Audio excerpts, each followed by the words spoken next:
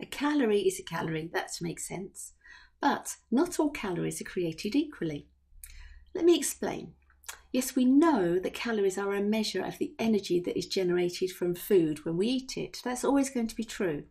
100 calories of fat, protein, carbohydrates is all the same in a thermodynamic sense, in that all of these things release the same amount of energy when exposed to a Bunsen burner in a lab. And it's true that if someone was on a diet of totally processed food and another was eating the healthiest, most nutritious food, if the calories were exactly the same, you would expect that the weight loss or weight gain would be the same, wouldn't you? But no, here's the thing.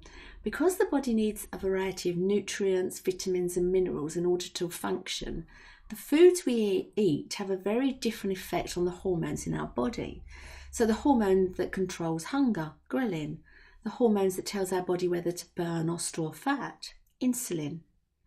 And unprocessed, unmessed about with foods like unrefined carbohydrates in kale and other vegetables, in beans and fruit and brown rice, nuts, quinoa, etc., they'll all give our body what it needs to run properly for longer.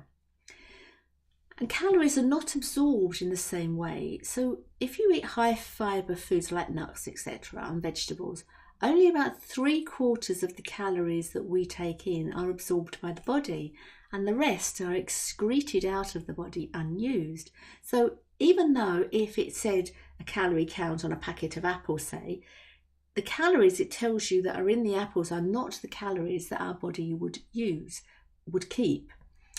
That's not the same, you see, for refined food. So if you compare 100 calories from vegetables and 100 calories from commercial chocolate, the calories, as we've heard from the apples, won't all be absorbed, but the calories from the chocolate will be stored as fat. So your body can use the two lots of calories in very different ways. So it does matter where your calories are coming from. And rather than counting your calories, look at the food that the calorie is coming from and use that as your guide.